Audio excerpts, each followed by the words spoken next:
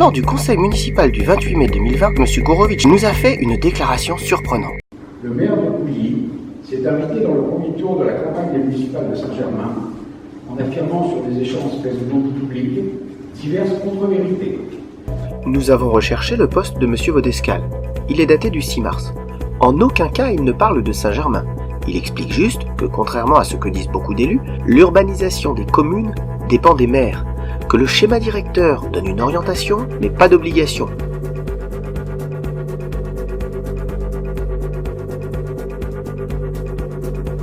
Pour lui, si un maire disait le contraire, il serait soit incompétent, soit menteur.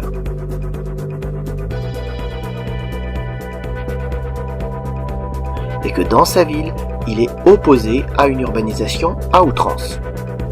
Les échanges dont parle M. Gourovitch, c'est M. Marié, 5e adjoint à la mairie de Saint-Germain, qui les débute en critiquant les friches industrielles de Couilly. C'est à ce moment seulement que M. Vaudescal parle de Saint-Germain. Il dénonce un plan de plusieurs milliers de logements d'ici à 2030 sur Saint-Germain. Les affirmations mensongères ont été diffusées in extenso sur le site internet de l'ex de Mme Corée, puis déclinées sous plusieurs formes en diverses occasions, réunions, tracts et diverses séquences vidéo. C'est vrai que nous avons relayé cet échange, mais parce que nous sommes convaincus du bien fondé de ce que M. Vaudescal affirme. D'ailleurs, même M. Trécu l'approuve. Quant à nos tracts, nos vidéos, nos réunions, ils n'ont pas porté sur ces affirmations, mais sur la révision du PLU dont M. Gourovitch et son équipe portent la responsabilité. Et les documents que nous présentons sont authentiques, et ils vont dans le même sens que ce que dit M. Vaudescal. La ville subissant un préjudice et ses propos portant atteinte à son attractivité.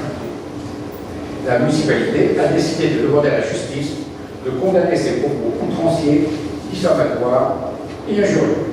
Mais ce ne sont pas les propos de M. Vaudescal qui portent préjudice à la commune, plutôt le PLU de M. Gourovitch, qui pousse à l'urbanisation et transforme nos champs en zones à urbaniser. Le pire, c'est qu'il en fait un tract à visée électorale, qui contient un mensonge, bien visible, énorme. Pour appuyer ce nombre de 20 logements par an, il utilise ce document, qui dit en gros, en 2014, la commune comptait 1384 logements, à l'horizon 2030, 315 sont prévus. Répartis sur 16 ans, on a bien 19 logements.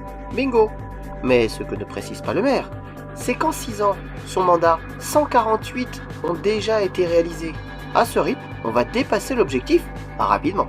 Les affirmations de M. Gourovitch n'engagent que lui.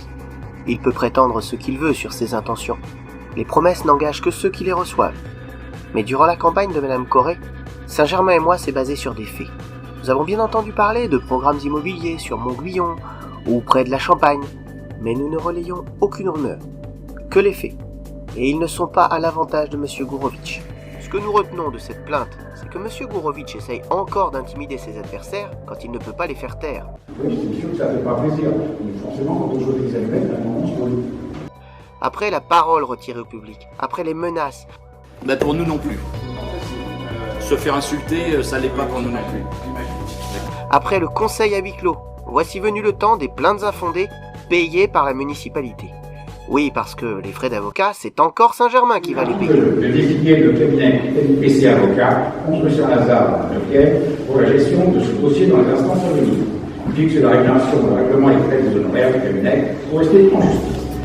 Une chose est sûre, ce ne sera jamais une pratique de Saint-Germain et moi si nous sommes élus.